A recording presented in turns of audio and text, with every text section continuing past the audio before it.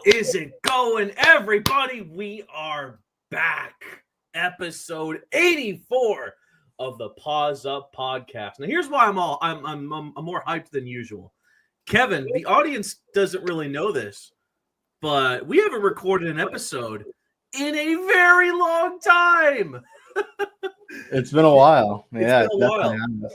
The fans have enjoyed the last few episodes with FIU football head coach Willie Simmons, FIU baseball assistant coach Brian Geralman, and of course tight end Dallas Payne, which have all been bangers. They've all been bangers, but those were all pre-recorded.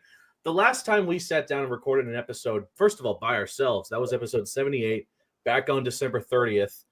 The Scott Carr episode 80, was the last episode we did where we recorded it and we dropped it a couple days later. Everything up to this point has been pre-recorded like weeks and weeks and weeks on end. We're back talking about FIU athletics in the Big 25. And there's a lot to talk about. But for this episode, Kevin, I say let's keep it football-oriented because we have a couple of big things to talk about. First being signing day. Always a fun time, both early signing day and the most recent one. Kevin, I know you got to attend the signing day festivities over at the Rusty Pelican as well, and talk about that in a second, and then we can go into the schedule.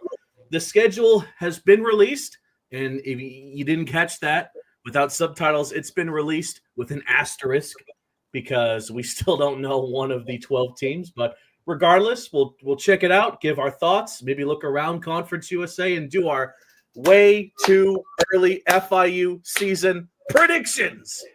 I miss Johnny. It doesn't feel the same to do season predictions without 10-2, right? 10-2, and the year before was undefeated. Good times. But let's get into talking about these players, Kevin. The early signing class specifically, it's full of fire. What do you want me to say? The pickups FIU got, as I go ahead and share my screen so y'all can see the amazing work that the FIU social team did to promote it. Here we go. So we have 8 players in the early signing class here. You have Sean Burke, Cam Davis, Kenny Williams, Sterling Joseph, Matthew Pointer, Kelvin Reyes, Tyson Carter, and Jeremy Smith. I'm seeing a lot of diversity position-wise with the players we got. But, Kevin, the amount of weapons on offense, I'm liking it. I'm liking what I'm seeing. Yeah, I think where do I even start? Yeah, well, first it needs to be noted this was not it kind of was a Willie Simmons signing class. It really wasn't. Willie Simmons was not here at FIU yet when this signing class was announced. Most of these guys were from former FIU head coach Mike McIntyre, who's actually landed at Mississippi State. Good for him. Shout out, Mike. Yes. But yes, a lot of them were his. Some guys decided to hold out and sign in the later signing class, which we'll talk about in a bit. But it needs to be noted, the big name is Sterling Joseph. Juice Joseph is what they call him. Younger brother of Flex Joseph. So one Joseph leaves, another one enters. He is the highest rated signing FIU has in this class overall. He is the, I want to say, 10th highest rated signing ever for FIU per 247. Just above him, Devontae Lyons. So the running back room already looking pretty good for 2024 or 2025, excuse me. Kenny Williams, big fan of him, really fast guy. I'm excited to see what he provides. Look, FIU lost Eric Rivers and Dean Patterson. You need to replace that some way, somehow. And they're going to be playing freshmen. So Gulliver Pep product. You have Matthew Pointer, who I was able to watch in the at Pipple Stadium in the high school final games, the state championship games. His team won, St. Thomas Aquinas. I'm sorry, no, Chaminade. I'm very sorry about that. Sean Burke, brother of former FIU offensive lineman Travis Burke, who is now over at Memphis. Cam Davis, another inside linebacker, didn't get too many offers. Comes to FIU, pretty good stats for the most part. Got to the quarterback pretty well. And then I think I'm just missing talking about the offensive lineman. Jeremy Smith, a Miami Central product, and Tyson Carter, wide receiver. He will definitely be playing, I'm sure. Kelvin Reyes, the defensive back. I believe he's a corner or a safety. West Broward guy. Pretty excited to see what he does. Really, really aggressive on the defensive side of the ball. A lot of interceptions there. So, yeah, man, overall, good class. You get a tight end. You get Cam Davis, inside linebacker. Wide receiver, Kenny Williams. I think you really like what you're seeing with this signing class, early signing class fortunately weren't able to lock up some guys, but those guys did end up committing to FIU down the line. You lose Richard Scott in this class, and in the other class, he decides to go to USF. But you were able to add Amari Isaac, which we'll talk about in a bit. That was the big get for FIU overall. And obviously, I mean, we already spoke a lot about the transfer portal. I believe we did talk about the transfer portal, Jake. I want to say most of them, at least. It's worth noting that 247, yes, has UTEP at the top of the class, but a lot of other websites have started putting FIU ahead of UTEP and the rest of CUSA in the overall recruiting / transfer grades that they've been handing out. I know the other FIU accounts have pointed this out. It's super cool to see. First off, I love the SoFlo direction they went with this early signing class. I think the northernmost high school is it Orlando? Yeah, I want to say Orlando. Yeah, you're right. Yeah, Orlando. Yeah. I think that's the northernmost signee here. I know Pompano Beach is kind of up there, but obviously not as much as Orlando. Overall, you also have to think about it, and we'll talk about this in the National Day signing class, but it was all South. It was all Florida products except one player. Yes. And that one player is pretty big get, but we'll talk about him in a minute. Yes, true. I'm loving the direction. Yeah, I know you talked about this is technically not a Willie Simmons list right here, but it still kind of irks what Simmons talked about way back when, where you want to start at South Florida and then go from there, and that's what I'm seeing here. By the way, shout out the creative team. Look at how fire these graphics are, man. They always put out some heat for these signing day things, but this has got to be the best work they've done. Look at the whips. You have multicolored Lamborghinis. Kind of hard to see. You have a white one there. You have the Biscayne blue, a pink one. Oh, man, dude. I think you have a gold one right here, too, or a sand, whatever it is. So this early signing class, I like it. I approve. Looks good, all things considered. So guys who will play. I mean, that's yes, the most they're going to get minutes. With such a different team going into 2025, at least on the offensive side of the ball, you're going to be seeing a guy like a Kenny Williams, a Juice Joseph playing, and a Tyson Carter. So those are guys who will be playing. I mean, there's no other way to say it, especially with how many losses they had on offense. I'm sure that there's a lot of new guys who will be playing, especially in the signing class, which we'll touch on right now, the new one. And there's going to be a lot of opportunities for them to get minutes early on, like you said. Now, don't want to predict our thoughts on the schedule, but a game like Penn State, for example, where, okay, maybe winning's not really likely, but you know what you can get out of a game like this? You can pretty much throw anyone you want out there just to see what sticks early, so that when you come back and host FAU, you'll know what your best shot of smashing the Owls is going to look like based on the performances you saw against a team like Penn State, one of the best teams in college football, by gosh. So, yeah, a lot to love from there. So let's get into the overall signing day class. 12 new student athletes as I go ahead and get my screen up and running here. That's not it. There we go. So Willie Simmons, this is a Simmons spearheaded list. 6 players on offense, 6 players on defense. I love the fact that they're even. And let's just get right into the list, man. Let's see how they described it first off. 4 linemen. Oh my gosh, 4 linemen. They're prioritizing the offensive line. They prioritize the trenches, yes, defensive and offensive line. So huge there that they were able to get that done. You mentioned this. 11 are from Florida. You have the one guy from Georgia, which we'll talk about here in a sec. Let's just go down the list here. Starting off with, you have a pair of defensive linemen here in Anthony Smith and King Massey already. Like you mentioned, clearing up those trenches and bringing in big bodies to help sort of lead the defense here.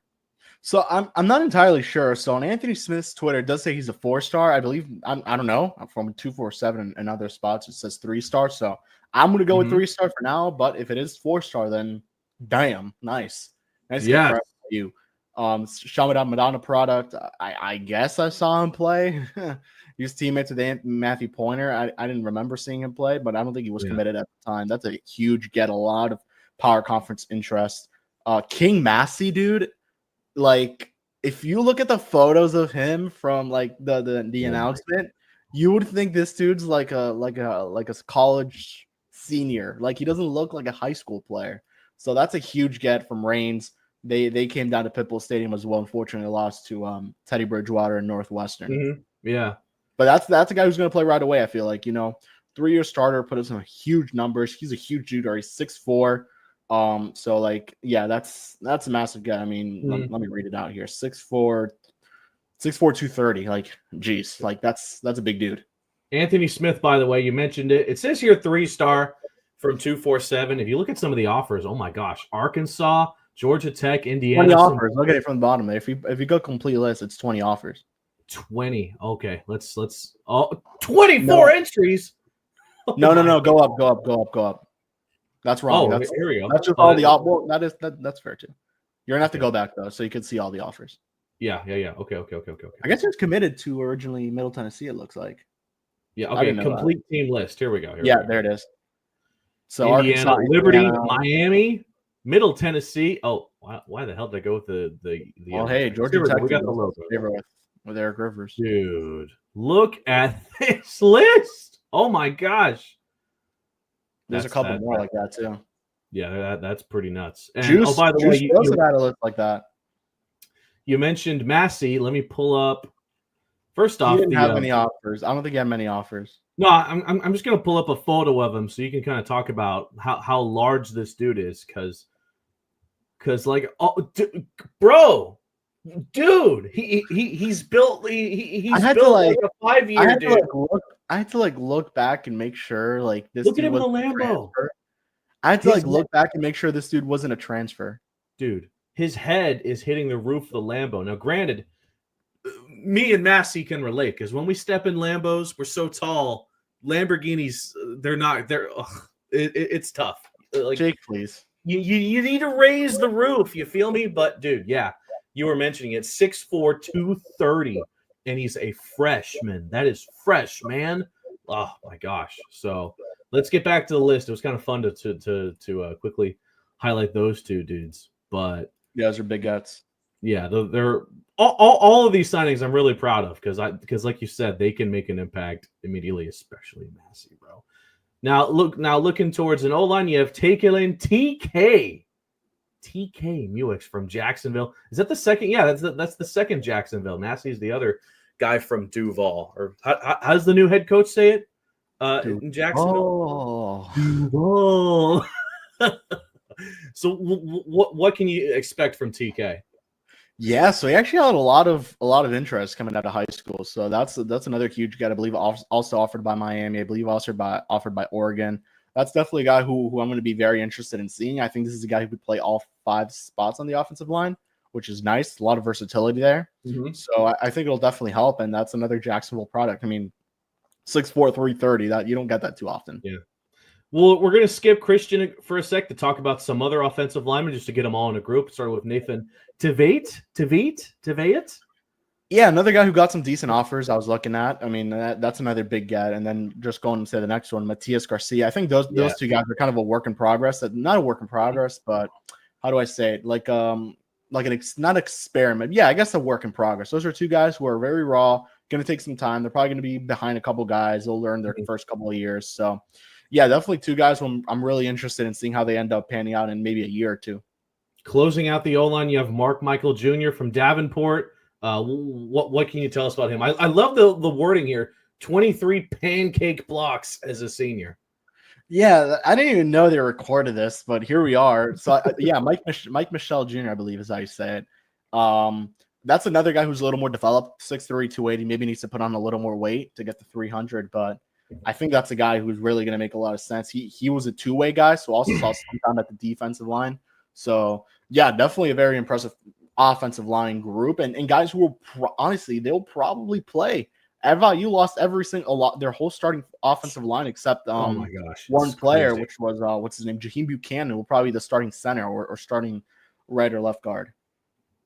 So let's jump back to am I getting this right? Christian Barrett, the DB from Greensboro, state championship game. He already has experience in the big games, popping out of high school. I think this is a really good underrated get for FIU. This is a big Willie Simmons dude too. Christian Barrett, who Gadsden County, that's where Willie was, up there in Tallahassee. So, or Greensboro, I guess, which is pretty close to Tallahassee, I want to say. Yeah. So yeah, this is a nice get, long dude. As it mentions there, played wide receiver as well. So yeah, this is a good player. 4 passes deflected. So yeah, I like what we're getting there. And look at this pickup, Christian Langford. How many stars are we talking here for Langford? Crazy enough, it's 3 stars, but when you're up there with Juju Lewis, who was the best prospect overall in the class of 2025 committed to Colorado, you're up there with most stats, and you had the least amount of interceptions thrown in Georgia, in the state of Georgia. That's very impressive. 13-2, got to the state championship game, over 3,000 yards. Little interception issues the year prior, but still 3,000 yards, finishes with over 5,000, 38 touchdowns. So again, huge get, really quick quarterback. C5 is what they call him. So he was a track and field star, dude. He's track fast and field as well. So he's playing out there too, man. Yeah, I mean this is a guy who's kind of, you're looking at it, it's like, all right, so he'll probably find himself in a quarterback competition maybe in a year or two. And this is a guy who I'm really excited to see what they do. Nick Coleman, I was talking to him, and he was like, man, this is a guy who I've been tracking down since my UAB days. And I just had to make sure, we got here to FIU a little late. I had to make sure I got him on time. So they got him, and they were able to keep him, man. They were able to aggressively pursue him throughout the, after the early signing day, and they were able to get him on National Signing Day. Surprisingly, only held a couple offers. UCF, Liberty, and I want to say Toledo was the other offer.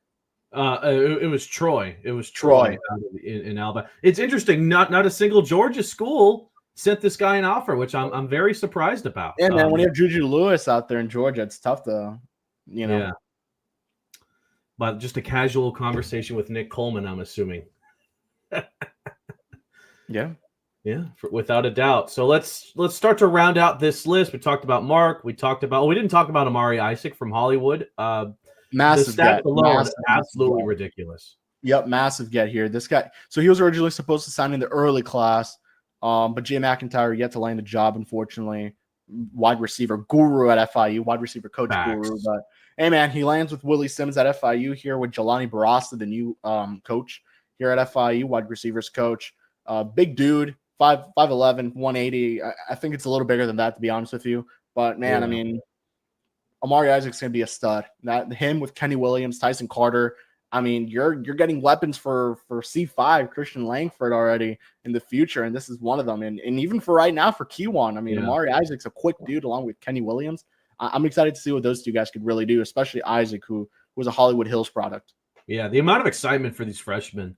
You haven't really felt this way in a while for this FIU team, where you really felt excited that freshmen, aside from the quarterback position, excluding Q1, obviously, but freshmen like this can make an immediate impact for this team. And even last year, a lot of freshmen did end up playing. A Shamir Sterling played, for example. Jaheim Buchanan played, a redshirt freshman, but still a freshman nonetheless. Yeah, but like these guys can get immediate starts when they take on the FCS team yet to be named. Just going to say, assuming it's FCS, the first opponent. Yes, it will be an FCS opponent. Scott Carr did mention that. It will be an FCS opponent either on Friday, the 29th of August. I want to say April. Yeah. No, August. I think you're correct. Friday, August 29th, or August Saturday, August 30th. So I don't want it. I kind of want it to be a Friday night game. By the way, gives you an extra day to rest up. Yeah, rest up and then plan ahead for your game against Penn State over in Happy Valley. So you need all the time you can get for that. But an extra day could definitely help you. These are the last 3 to talk about, I believe. And they're all on the defense. Aiden Clinton, defensive lineman from St. Petersburg. Connie Smith, linebacker from Pahokee. Pahokee? I think that's how the Muck. And then Josiah McGrew, a DB from Tallahassee, Florida State University School. Yeah, so one of the weirdest like signings here was if you scroll up, Aiden Clinton, who only played 5 high school football games from what I found. Mm-hmm. So that was very weird. He's a basketball guy. You go on his Instagram, it's all basketball highlights. Really everything weird on Twitter is basketball. So I'm very curious to see how this one plays out. Still a big dude, 6'5", 290 on the defensive line is certainly a plus. It is. Then you mentioned Connie Smith, who from the Muck, as it was mentioned by Mr. Willie Simmons. Big dude, 6'3", 210. And then finally, Josiah McGrew, who's going to be a defensive back. He played on both sides of the ball, but I think they'll put him at DB and this is a really good dude. I mean, a lot of interest from Florida State as well. He had some P4 offers, excuse me. So yeah, I'm really excited to see. I mean, 104 tackles, eight interceptions in his career. So really definitely can't take that lightly. And it's again, Anthony Gator stacking up on the corners. He really went hard into the cornerback class and on the transfer portal side too, with safeties and corners.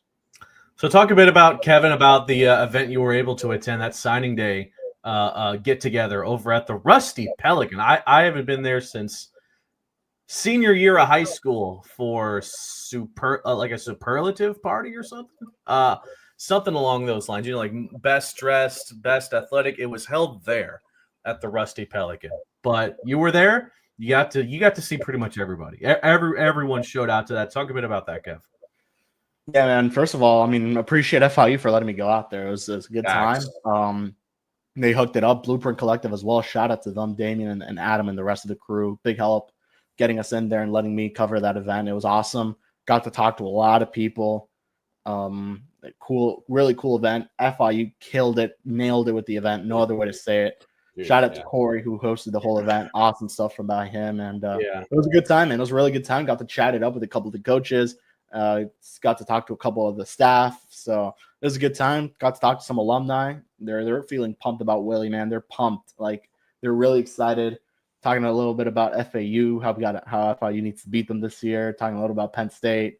So it should be a good time. It was a good time, good event overall. I'm really hoping they do more of these. If it's not even a signing day event, just a regular event would be awesome to do. And man, it was a good time. It was a really good time, and I enjoyed it a lot. So appreciate Blueprint and FIU for having me out there. And I know you'll be at the next one, Jake. Troy Johnson as well. He reached out to us first. Troy Johnson, Yeah. By the way, shout out Papa Panther. He keeps getting into these events, and he's such a great storyteller.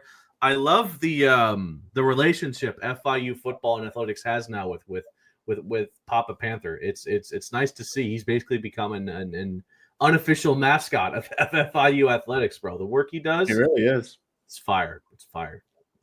All right, I think it's time for a quick news break, Kevin. What do you say? Hey, man, there's a lot to talk about, so go for it. There is a lot to talk about, including one really big thing not even related to FIU athletics. Talking a bit about Newsbreak, a look at all things FIU athletics and just FIU in general.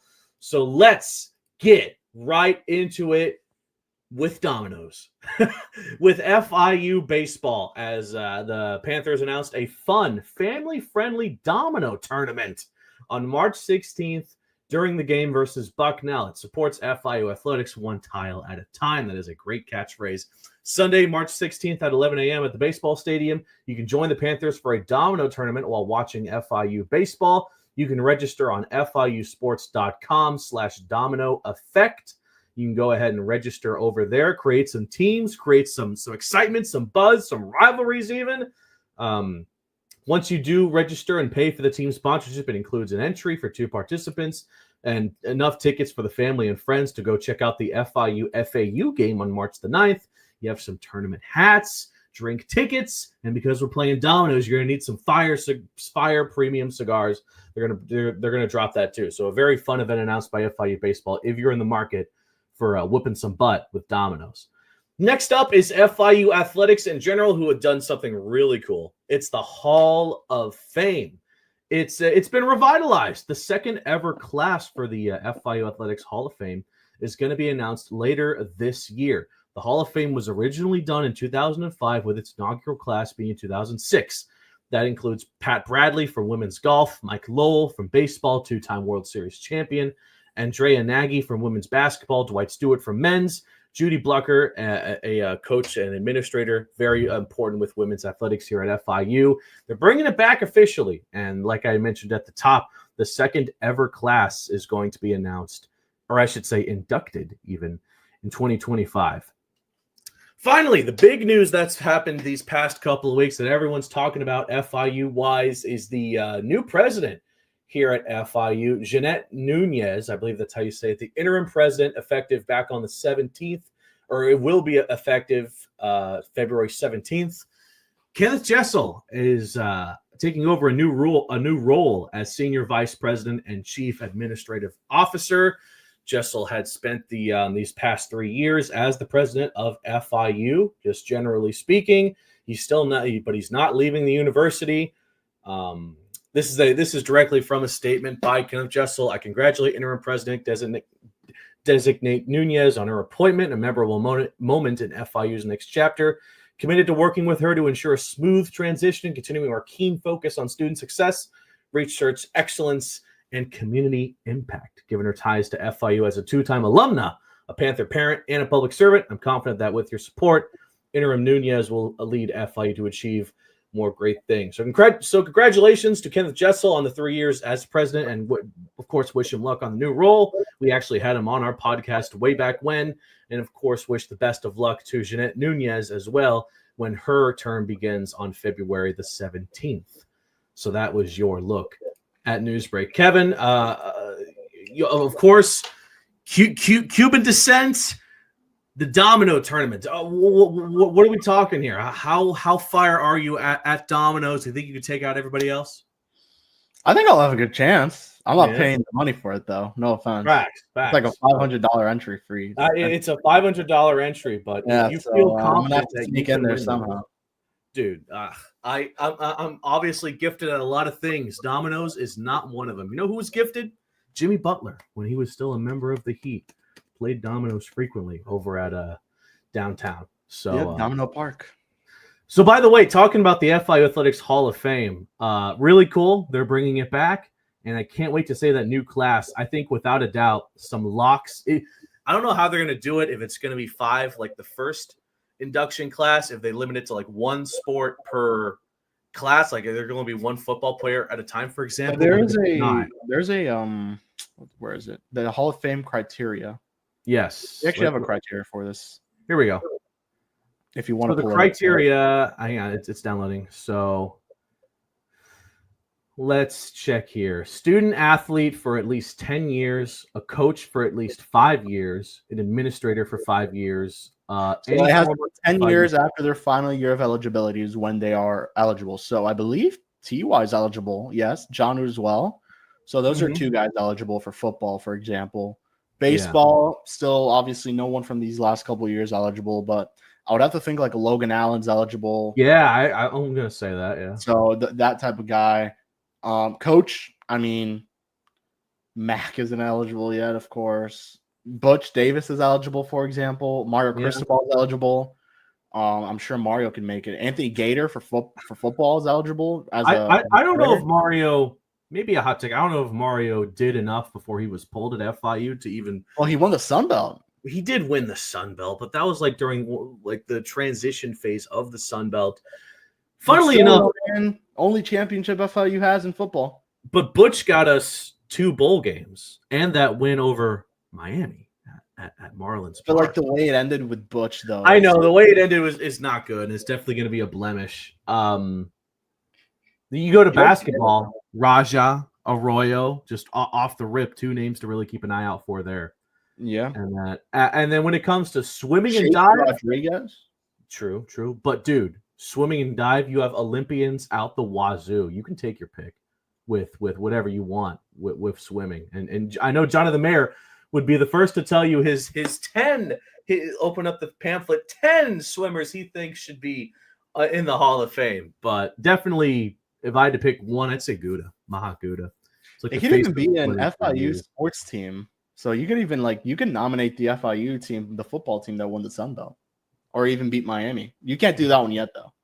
I don't think so, but yeah, without a doubt. There's no year requirement for that.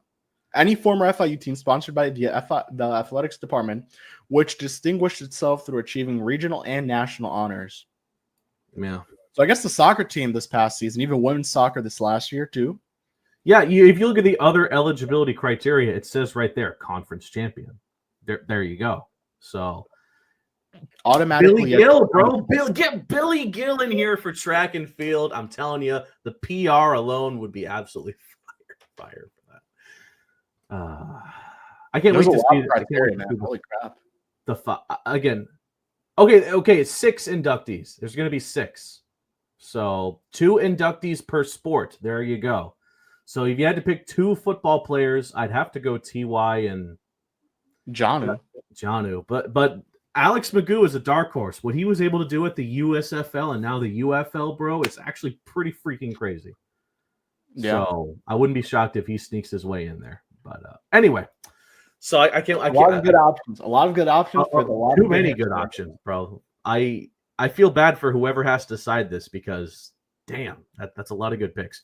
All right, let's take a look at this FIU football schedule and do our predictions. And oh my gosh, I'm so excited that we can finally get back into talking about it. First, we need to talk about it.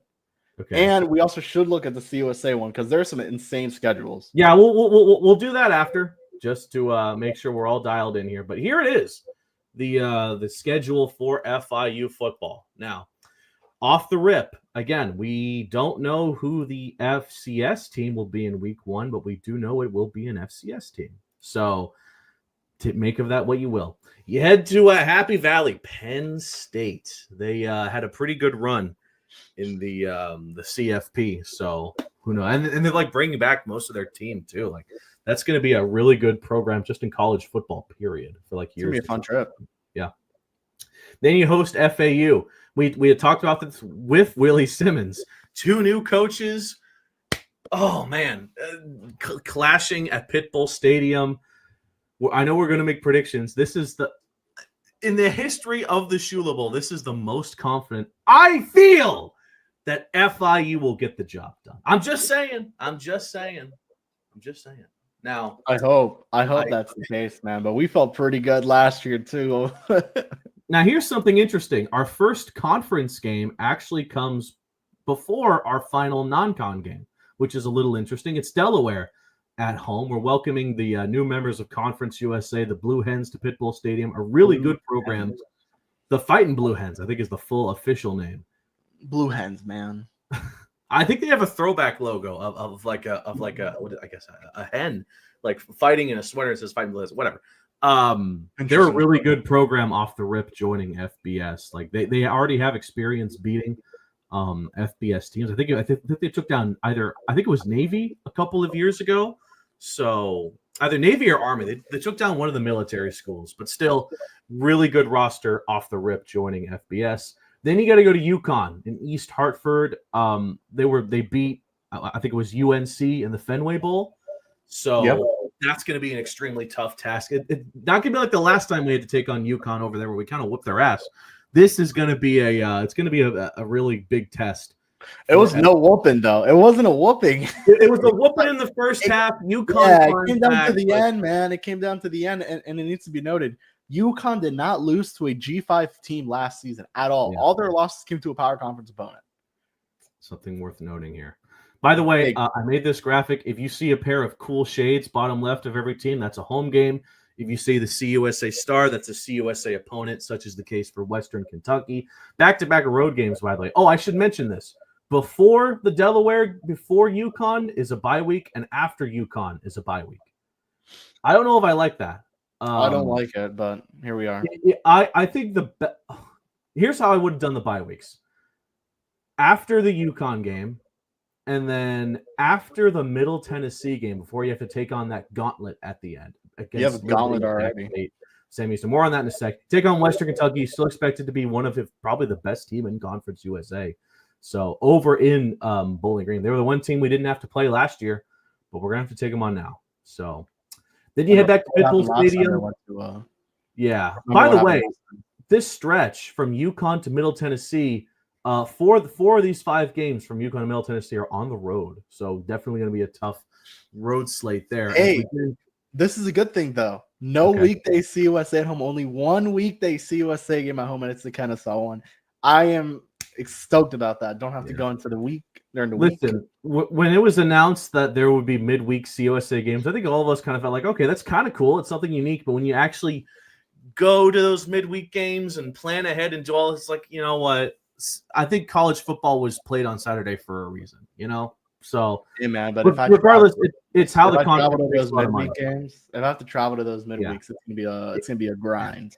It's how the conference makes a lot of money to have these midweeks. So for that, I mean, obviously you got to have it. So the Western game's on a Tuesday, Kennesaw game's on a Tuesday. That's at home. FIU can get revenge on the Owls, who I don't really think have gotten much better since last year, just off the rip. Then you take on Missouri State. The Shamari Lawrence revenge game. That's on a Wednesday over in Springfield. the OG Bass Pro Shops over in Springfield, Missouri. That's like It's not there though. Yeah. Then you take on Middle Tennessee on Saturday. Middle Tennessee, I think Middle Tennessee has become the wild card of Conference USA. They could be either good or bad. They could be either or. There's a lot of questions to be decided there. Then you have the three toughest games of the season. The only good news is that 2 of them are at home. Liberty on the 15th of November, expected to, again, compete for a CUSA title. You have Jacksonville State on the 22nd, expected to compete for a CUSA title. And then you close the season against Sam Houston State, expected to compete for a CUSA title. Though Jack State and Sam Houston did lose a lot of what made their teams really good, like the running game. Lost their head coaches too. Yeah, so a lot of new coaches all around. So the teams FIU does not have to play in Conference USA are UTEP, New Mexico State. Am I missing one, Kevin? La Tech. I'm happy we don't have to travel out west to take on. They must be even happier. They don't have to travel to Miami. So yes, yeah. And then La Tech is like whatever. I wouldn't have mind taking on La Tech instead of any of the 3 teams down it here. It needs to be noted, this ending of the schedule, it's these last 4 games. FIU has not won at Middle Tennessee since 2011. The last time FIU beat Middle Tennessee on the road, Willie Simmons was the offensive coordinator at Middle Tennessee.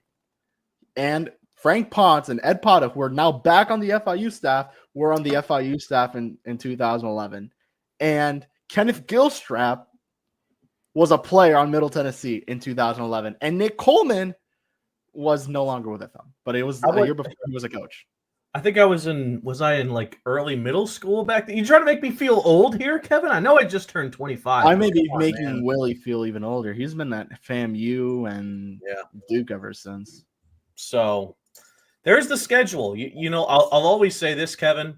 If your schedule doesn't have either a 3-game homestand or a 3-game road trip, I'm great with that.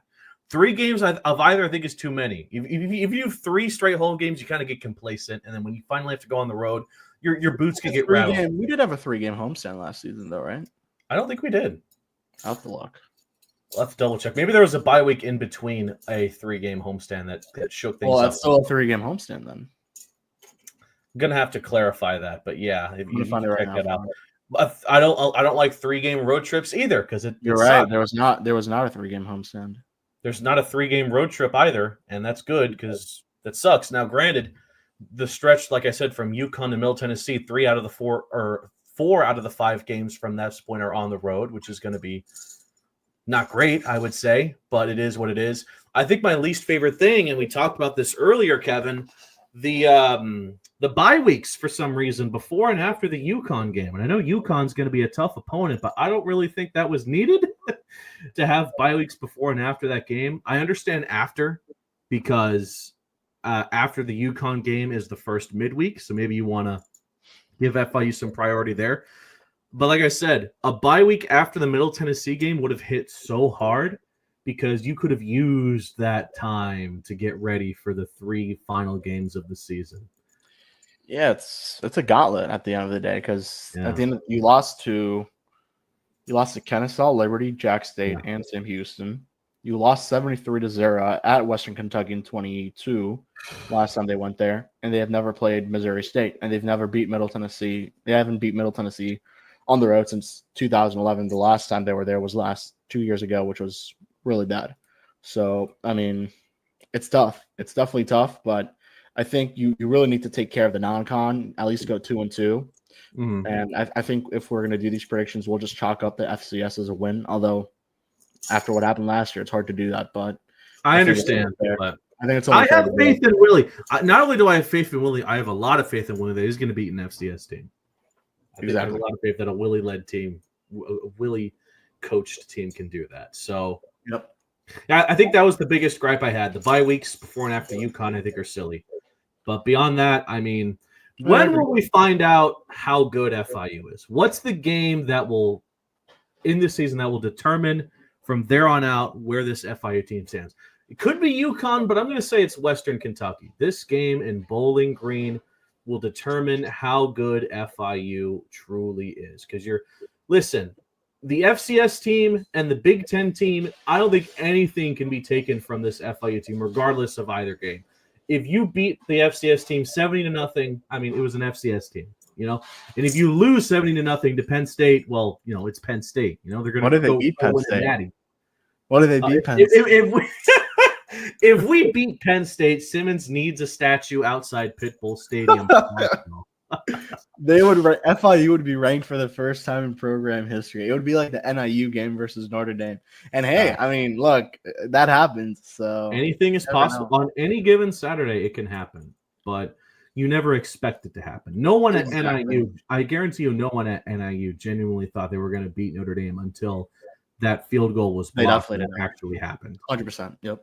Shula Bowl could go either way. I think FIU. I think that's a big test, though, when you think about it. Willie Simmons' first true rivalry game at FIU at home against Zach Kittley, who was at Texas Tech. Caden Beltcamp, you're going to play no matter what this season, even if he was at Western. If it wasn't, that FIU team's looking pretty scary, but it's going to be a good game, I think.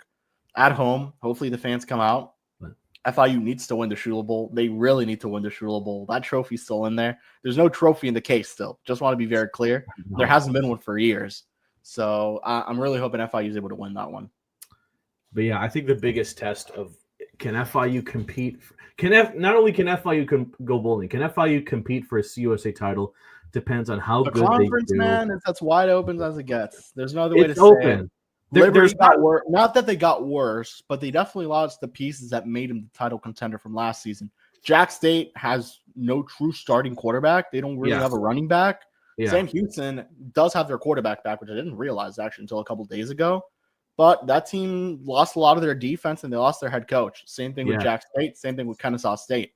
So it's going to be really interesting, man. It really is. Western Kentucky brought a gunslinger of a quarterback from Abilene Christian, who was formerly at Texas Tech. So I'm interested to see how that works. And then FAU brought a gunslinger of a quarterback from Western Kentucky. He looked really good in the Boca Raton Bowl.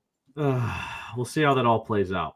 What's the easiest game here for on FIU? The schedule? Probably maybe Kennesaw. You could go chalk and say the FCS team. Well, excluding the FCS, I would say it's Kennesaw. I don't think Kennesaw really improved. Kennesaw at home. Missouri State, by the way, I know Missouri State at one point was a good football program in FCS. They had what was the name of the coach? Bob Petrino, I think. Petrino, yeah. They had Petrino. They were a good program, but these last 2 years they have a new coach and they were great They were great this last year. They went 8-4. They're still not expected. I think a lot of the preseason things have Missouri State at the bottom of the barrel, competing alongside Kennesaw and Delaware. And Delaware will be towards the top. And to the ignorant people, FIU. Delaware is a title contender. Oh yeah. Delaware is a great team. They I wouldn't say they're a title contender immediately. First of all, they can't. They can't. You're right. Yeah, that sucks. But yeah, they can't because CUSA or not or NCAA stupid rules. Well, that's man. Like that's what I'm telling you though. Like this conference is wide open. Missouri and Delaware are still 1 year or 2 years away from truly competing in the conference. Liberty got a little worse. They have a new QB. Jack State doesn't have a quarterback really. Middle Tennessee still has their QB, but they weren't really good. They'll be decent. Yeah. Western is going to be the best team in the conference by far. And then UTEP. You look at UTEP and Scotty Walden supremacy. I get it. Scotty Walden. You bring in Malachi Nelson, the former 5-star. Like that's a solid squad. La Tech somehow made a bowl game last season, so it's a wide open conference. But why don't we predict some games, Jake? Let's get some predictions in and get it. Put it this way: I don't think any team in Conference USA is A, going undefeated, and B, getting an invite to the playoff like Boise State did last year. I don't think that's happening. The schedule Liberty has makes it possible. Yeah, let's predict some games. Oh, I'm excited. All right, I've been waiting a long time to do this, Kevin. Okay, so there's two ways we could go about this. Yes. We could chalk up Let me write this down. All right. We could chalk up the FCS game as a win automatically. Yes, we are. Okay. Or we could do a prediction without the FCS game. No, we'll throw it in there. Unless they're taking on North Dakota State. I think they'll get the job done, especially at Pitbull Stadium. And I know Monmouth, shut up. I'm over that. I know you're over that too, Kevin. I'm not, but yeah, here we are.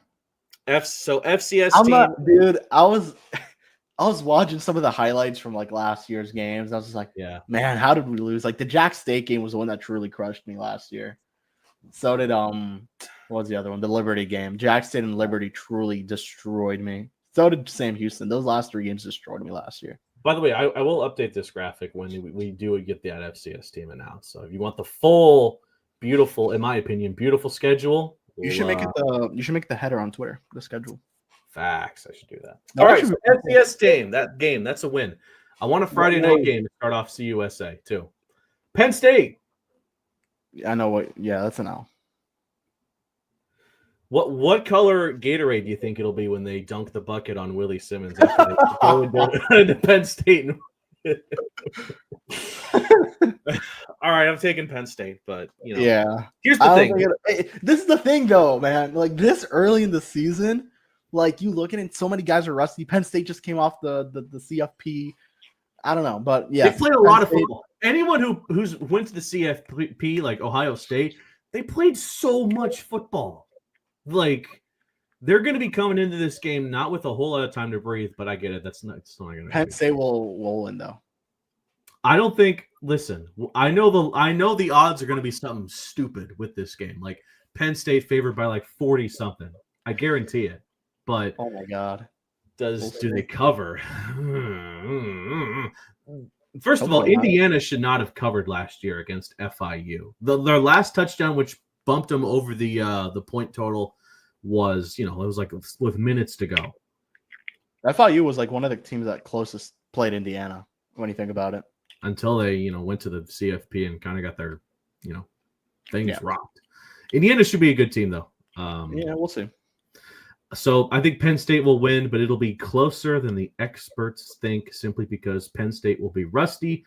And Willie Simmons realizes that if he were to walk into Happy Valley and take down Penn State, he'd already be known as the greatest FIU You'd football. Get the extension right away.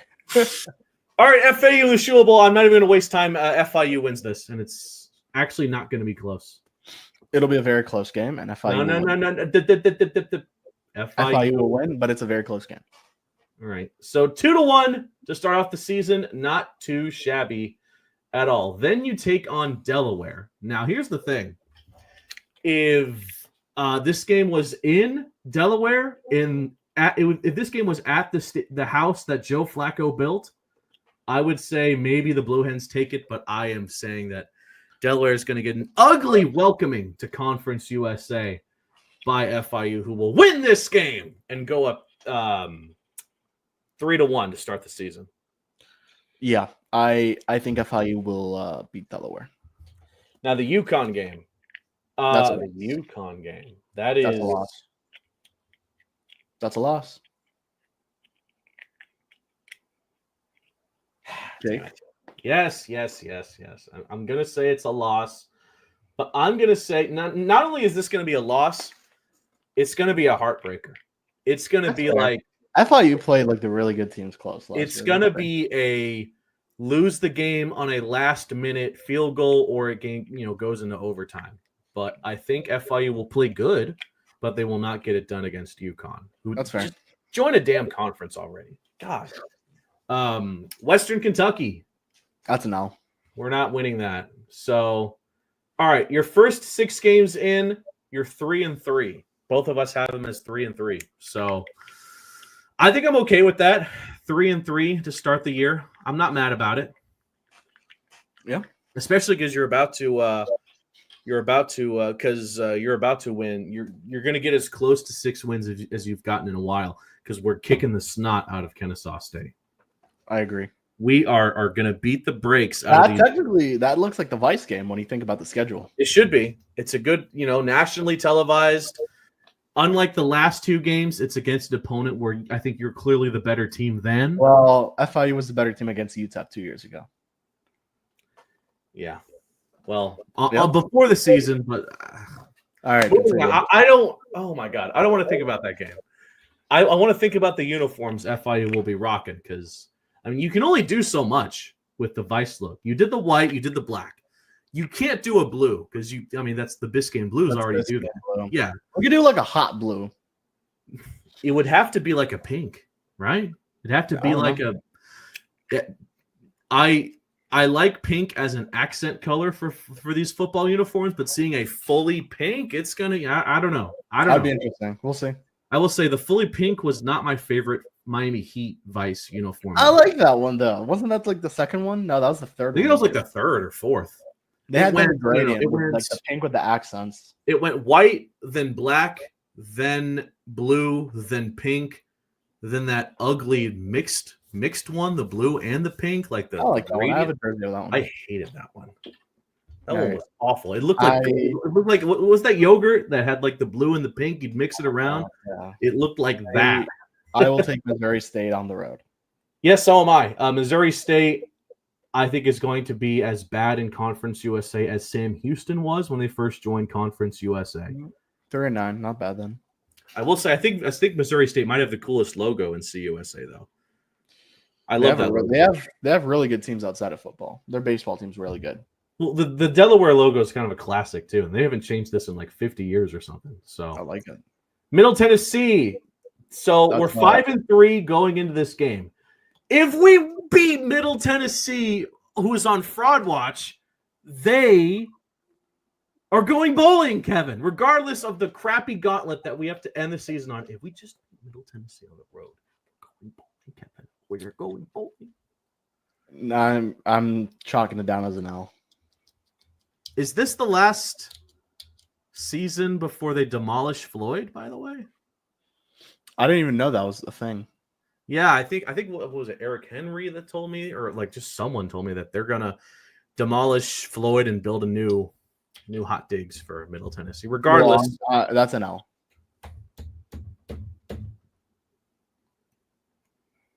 I'm doing it, Kevin. I'm saying that's a W. It's a W. Listen, the fact that we're gonna lose to UConn ensures me that we're gonna win against Middle Tennessee. Interesting. That sounds stupid. It kind of sounds stupid when I say it out loud. Extremely. But listen, okay, let me put it to you this way. When was the last time we beat a road team in CUSA? Same Houston. Oh, yeah. It's been a while. But hey, man, the fact that you're going to do it with Missouri State. You predicted them to beat Missouri State, so that'll be the first road win since. And that's going to give you momentum. Now you can beat conference teams on the road. You're carrying that to Middle Tennessee. You're winning this game. Hey man, you have them at what? 6-4? So I'm at 6-3. You're at 5-4. Exactly. All right, you're hosting Liberty. That's an L. I am going to be straight up with you. The next two are losses for me. Yeah, me too. So, okay, uniform predictions. I think Liberty will be the Sunblazer game, and then Jack State will be Delaware. I think Delaware will be the Biscayne game. And it's funny because like Delaware has a similar kind of like a lightish blue too. That's just funny. If not, it'll be FAU. If not, it's FAU. Okay, Delaware will be the Biscayne blue game. Kennesaw, I think FIU is going to be like a normal uniform, like a normal color. You need a normal one. No, Kennesaw will be the Vice game because that will be on national TV. I mean FAU will be like a normal uni game. Same with the FCS game. Kennesaw is Vice, I think. Liberty is Sunblazers, and then Jack State will probably be Biscayne blue with a different colored. That's the senior game. That's the senior's choice. And they always go for that Biscayne blue with a to finish the prediction, I still think FIU will become bowl eligible. Because we're beating Sam Houston State. Yes. So here's the thing. So Kevin, you have him at 6-6. I have him at 7-5, which is fire. What would Johnny's record be? Like you want me to predict it for you? You want me to predict it for you? Sure. They'll beat the FCS team. Uh-huh. They'll lose to Penn State. They'll win the next three. They'll lose to Western on the road. They'll win the next three, and then they'll lose to Liberty and beat Jack State and Sam Houston. 9-3. That's 9-3. I knew it. That's a John Mayer record, though. If they are 9-3, you might just be in a CUSA title. You're in the CUSA title game. Yeah. 7-5, I don't think so. 6-6, I certainly don't think so. But you can go bowling. You can go to the Bahamas. I still think the game that I would maybe change to finish 7-5 would be the Jack State one. I generally think that Jack State's pretty beatable. I think if you beat Western on the road, oh god, you may go to the C. We're talking CUSA. Yeah, if you beat Western on the road, not only are we going to the CUSA title game, we're probably hosting it. If we have the skills to beat Western on the road, we deserve to host at the Pitbull Stadium. That press box is going to be bumping. I really don't know what they'll do with the press box, but yeah, bust out some more tents. Do it. Yeah. So there you go. Not my favorite football schedule, but it is. It's a tough one. It's a toughie. And we don't even get to say goodbye to UTEP this season before they head out to the Mountain West, too. It's fine. They could go. New Mexico State should go, too, but anyways. Oh, yeah. Well, quickly, we have a couple minutes here. We'll take a look at Conference USA just in general, the football season. We have a Week 0 game, Western and Sam Houston. That's cool. Conference games to begin the year, too. All right. Easiest non-con, not shocker, it's Liberty. Maine, Bowling Green, James Madison, Old Dominion. That's actually a little tougher than I thought. Toughest non-con slate is Missouri probably yeah, Missouri State, USC, Marshall, SMU, and UT Martin. Marshall could be winnable. Although La Tech has to play LSU. Well, can it do? Jesus Christ! Kennesaw has to play Wake Forest, Indiana, and that's Merrimack. Arkansas State and that's Arkansas State. Yes, and Arkansas State. Yeah. So, alrighty, we'll wrap it up there. Alrighty then. That was episode 84. It's just fun to talk about schedules again because what's funny. When we're hosting the CUSA title game, we'll look back at this episode and be like, "Wow, we only predicted 7-5." Johnny was right after all. Should have believed Johnny after all. So, alrighty, it's always fun to do these episodes just with us. We'll probably have a guest on next time. Can't say who it is because we don't even know who the hell it is. But it's not like these last few episodes where we knew way ahead of time. But I had a fun time in New Orleans, by the way. That was really good. Baseball will be by the time this episode drops, baseball will be kicking it. Hopefully, they'll have a good non-con, and basketball should be wrapping up too. So we'll try to get to as many of those final few games as we can. So, alrighty, Kev, and for everybody watching, thank you so much for the support. The Willie Simmons episode became the most watched episode of the Paws Up podcast by a lot, 900 views. It broke the previous record, which was the Kewan Jenkins episode, only like a week earlier. So thank you all for that, and we'll see you. Actually, no, this would have already dropped by then. Never mind. Okay, yeah. I was gonna say I'm making my ESPN Plus debut, but that already dropped. So that already dropped. So we hope you did good. No voice cracks. A nice outfit for you. Sit up straight, neck posture good, and no voice cracks. Okay, we gotta finish. We gotta wrap up here. No voice cracks. All right, see y'all later. Love y'all. See you next time. Pause.